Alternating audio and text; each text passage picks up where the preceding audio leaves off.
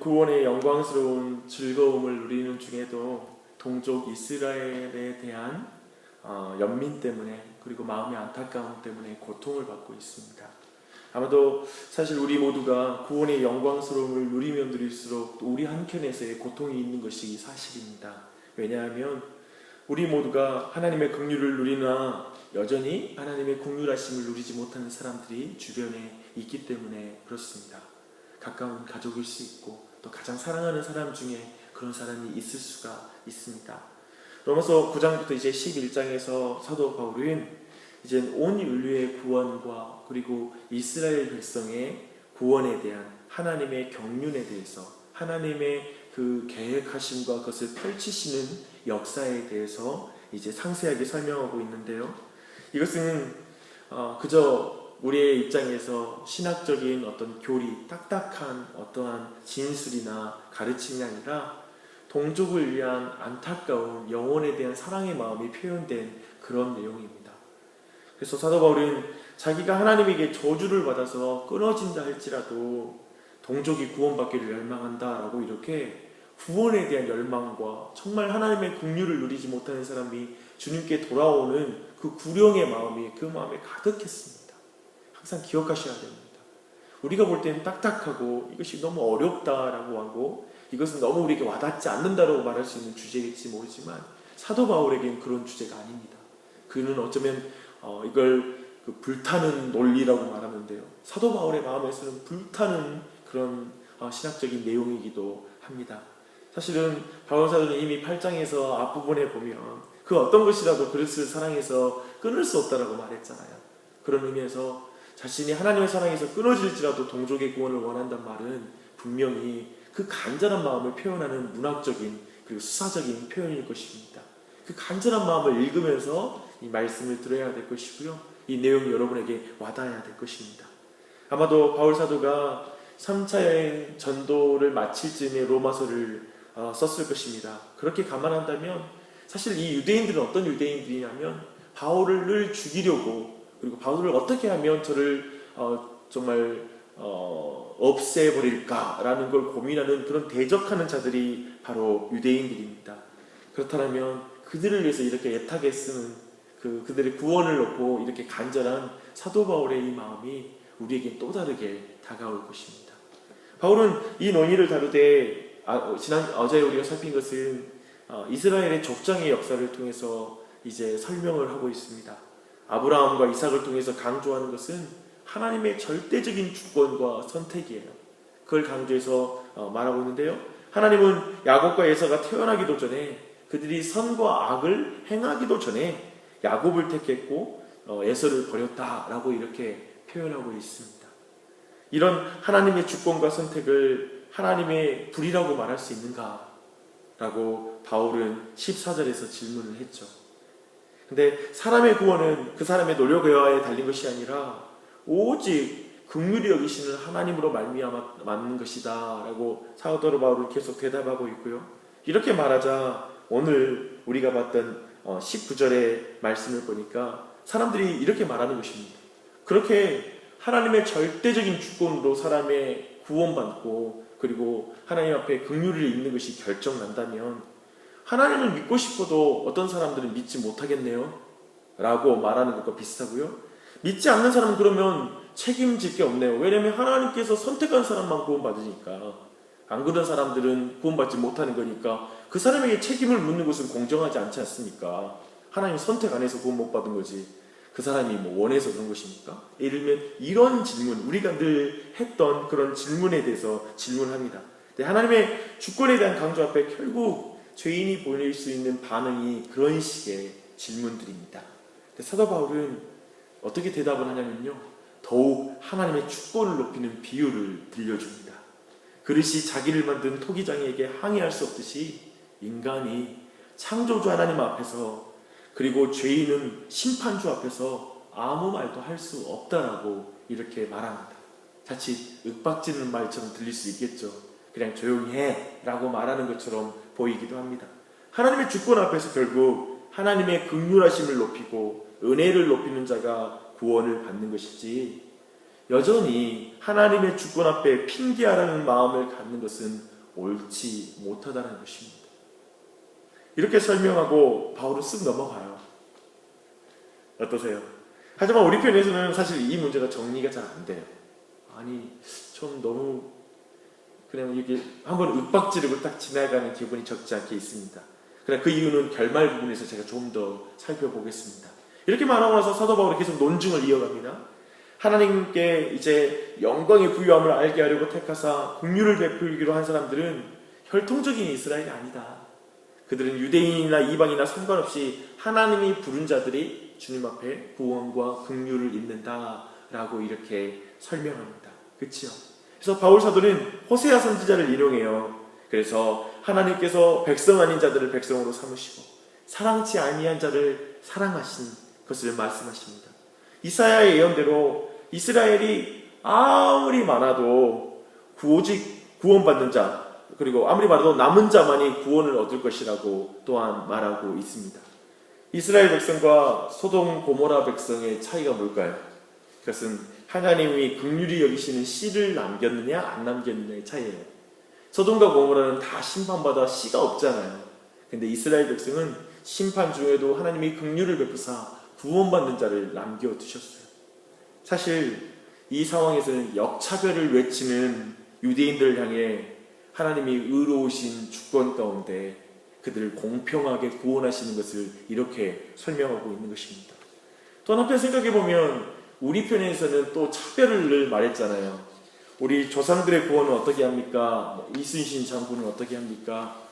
또 복음을 들을 기회조차 없었는데 우리 조상들은 얼마나 불공평한 겁니까? 라고 말하는 자들을 향해서도 주님 말하되 이렇게 긍휼을 입지 못하고 하나님을 떠났던 우리들에게 하나님께서 복음이 전달된 것에 감사하되 철저히 하나님의 주권을 높이고 그분이 공의롭게 이 모든 것 또한 더 통치하고 있다는 사실을 신뢰해야 된다는 것입니다. 믿어야 되는 거예요. 우리의 조상들에 대해서도 우리가 복음을 만난 것에 대해서도 철저히 하나님의 공평하심을 높여야 되는 줄 믿습니다. 결국 문제는 무엇입니까? 율법을 가졌고 의를 추구했던 이스라엘 사람들이 하나님의 의에 이르지 못하는 것은 믿음이 아닌 행위에 의지했기 때문이다 라고 30절로 33절까지 말하고 있습니다. 자기 행위를 의지하는 자가 아니라 오직 하나님을 믿는 자만이 부끄러움을 당하지 않을 것이다 라고 오늘 말씀이 마무리가 됩니다. 사랑하는 여러분, 하나님의 주권과 선택에 대해서 오늘 특별히 이 토기장의 비유는 너무나 그 부분을 분명히 말하기 때문에 여기서 우리가 은혜를 받아야 돼요. 여기서 분명한 하나님의 말씀을 깨달아야 됩니다. 하나님의 주권과 선택을 믿는 자들에게는 이것은 한없는 위로와 평안을 주는 교리입니다. 하지만 하나님의 주권과 선택을 믿지 않는 자들에게는 되게 혐오스러운 교리예요. 그래서 늘 이걸 혐오했어요. 그리고 많은 사람들이 교회 안에 있는 사람조차 오늘날 다 물어보면 아마 40%, 50% 이상 사람들은 이 교리를 그렇게 좋아하지 않습니다. 혐오합니다. 왜 그럴까요? 믿음이 연약한 자들에게 종종 이 내용이 걸림이 될 때도 있습니다. 하나님께서 욥에게 말씀하셨듯이 창조주 하나님 앞에 인간이 누구며 심판주 앞에 서 있는 죄인의 존재가 어떤 것인지를 깨닫지 못한 한 이 교리는 불쾌합니다. 다시 한번 말씀드립니다. 두 가지입니다. 하나님이 얼마나 거룩하고 위대하고 영원하시고 창조주로서 얼마나 크신 분인지를 피조물로서 인식하기 전까지는 이 교리는 절대 이해할 수가 없습니다. 또한 하나님 앞에 내가 얼마나 큰 죄인인지, 내가 본성까지 부패하여서 결코 부패한 인간을 가만히 놔두면 하나님을 찾을 자가 아무도 없다.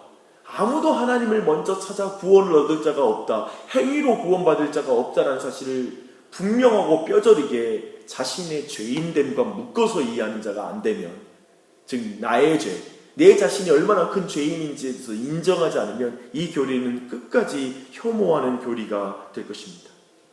사랑하는 여러분, 복음의 좋은 소식을 듣기 전에 나쁜 소식을 먼저 듣고 깨닫는 자들에게 이 교리는 참으로 복되고 귀한 교리입니다. 무슨 말입니까? 우리는 복음을 듣기 전에 우리는 이제 우리의 죄로 말미암아 죽을 수밖에 없고 우리의 운명을 바꿀 수 없는 존재라는 이 나쁜 뉴스를 먼저 드려야 됩니다. 그 다음에 복음이 들어오는 것이죠. 그래서 이 나쁜 뉴스를 먼저 듣지 않는 사람에게는 이 선택이, 그리고 하나님의 주권적인 선택이 은혜로 와닿지 않은 거예요. 솔직히 말하면 저는 이렇게 이 내용을 배웠습니다. 그리고 저는 그렇게 이 내용이 은혜로 바뀌었습니다. 뭐냐면 하나님이 나에게 아무리 시간을 주고 기회를 줘도 나는 하나님을 선택할 사람이 아니야 라는 결론이었습니다. 이걸 인정하자 다른 것이 없었어요. 이제 선택 외에는, 하나님이 긍휼을 베푸시러 주시는 이 주권적인 선택 외에는 인간이 구원받을 방법이 없다는 사실을 인정하게 됐습니다. 그때 이 내용이 너무나 은혜가 되더라고요. 이 교리가 너무나 와닿았습니다. 나를 그냥 깨뜨려도 될 텐데, 나라는 그릇을 버려도 상관없는 사람인데 하나님 날 선택해줬다는 것이 얼마나 큰 은혜인지 모릅니다. 바울 사도는 이 교리를 냉랭하게 말하지 않는 걸 주목하십시오. 그는 자기 동족 이스라엘 사람들이 완고한 마음 가운데 버려지는 것을 보면서 자기가 그리스도께 끊어질지라도 저들이 이 가운데 돌아왔으면 좋겠다라는 마음으로 지금 이 교리를 설교하고 있는 것입니다. 그 간절한 마음을 읽어야 됩니다. 이 교리가 한날 차가운 신앙 논쟁이나 말싸움으로 번지는 것은 굉장히 부끄러운 것입니다. 지금 유대인들이 마치 시비 거는 것은, 이것 가지고 시비 거는 것은, 하나님의 주권과 선택을 가지고 자꾸 시비를 거는 것은 정말 부끄럽고 어리석은 일입니다. 영혼을 구원하고자 하는 안타까운 마음을 가지고 이 교리를 바라보는 자들은 주권자이신 하나님 앞에 그 영혼을 내려놓고 무릎 꿇지 않을 수가 없을 것입니다. 우리에게 그런 마음을 부어주시기를 간절히 소망합니다. 그저 주님 앞에 엎드리십시오. 그리고 이 시간 기도할 때 하나님이 나를 택해 주신 걸 감사하십시오. 나라는 그릇을 선택해 주는 것. 원래 하나님의 백성이 아닌데 날 백성이라고 불러주는 것. 원래 하나님의 자녀가 아닌데 자녀라고 불러주는 것. 원래 내가 하나님을 선택한 적이 없는데 하나님이 날 택해 주신 것에 감사와 찬양과 영광을 돌리십시오. 그리고 우리 자녀들에게, 그리고 우리 온 가정에게, 특별히 이 명절날에도 우리가 생각할 것은, 우리가 실천적으로 누구를 하나님이 택할지는 모르잖아요. 아무도 몰라요. 그건 하나님의 지식이에요.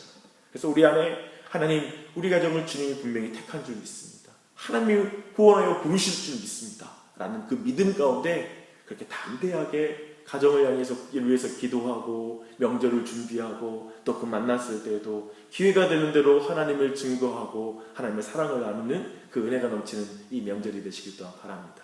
이 아침에 그렇게 기도하고 온 가족을 축복하며 나아가는 이 아침이 되었으면 좋겠습니다. 기도하겠습니다. 하나님 아버지, 이 아침에 우리 모두를 또 불러주셔서 로마서 9장의 말씀으로 하나님의 은혜를 나누게 하시니 감사합니다. 하나님 아버지, 저희가 하나님 앞에 택함 받고 주님의 주권 가운데 우리가 속하여 우리가 하나님의 긍휼을 입은 자가 되게 해주셔서 감사합니다. 백성이 아니었으나 백성이라 일컬어지고 사랑받지 못하는 자였으나 사랑받는 자라고 말씀하여 주시고 하나님의 자녀라 불러주시고 그 은혜 가운데 주님 앞에 나아갈 수 있게 하시니 감사합니다. 하나님, 저희 안에 끊임없이 하나님께 감사와 찬양을 드리게 해주시고 이 아침에도 하나님이 주권 가운데 택해 주신 그 은혜 앞에, 그 긍휼하심 앞에 감사함이 넘칠 수 있도록, 기쁨이 넘칠 수 있도록 은혜 베풀어 주시옵소서. 하나님이 불러주셨사오니 주님 이 시간 담대하게 주님 앞에 나아갑니다. 오직 예수 그리스도를 붙들고 나아가오니 우리 모두에게 은혜를 베풀어 주시고 또 우리가 간구할 때 하나님이 택하여 주신 줄 믿고 온 가정을 축복하며 기도하게 해주시고, 그리고 하나님 교회를 위해서 기도할 때 은혜 베풀어 주셔서 우리 각자 기도 가운데 큰 은혜를 베풀어 주시옵소서. 우리는 우리가 상상할 수 없을 정도 크신 하나님 앞에 작은 피조물로 오직 예수 그리스도를 의지하여 간구하며 기도할 뿐입니다. 주님 뜻대로 이루어 주시고 주님이 주권 가운데 주님의 뜻하시고 기뻐하시는 뜻 가운데 주님 우리의 기도에 응답하여 주시고 역사하여 주시옵소서. 우리가 주님을 더 신뢰합니다. 주님을 찬양합니다. 성령님께서 한 사람 한 사람 기도할 때 도와주시고 말할 수 없는 탄식으로 기도해 주시고 또한 우리를 위하여 마땅히 기도할 바를 알지 못하는 우리를 위해서 기도해 주시는 주님 예수님을 의지하는 이 아침이 되게 해 주시옵소서. 기도하는 한 사람 사람에게 큰 은혜 베풀어 주시길 간구하며 예수님의 이름 받들어 기도드립니다. 아멘.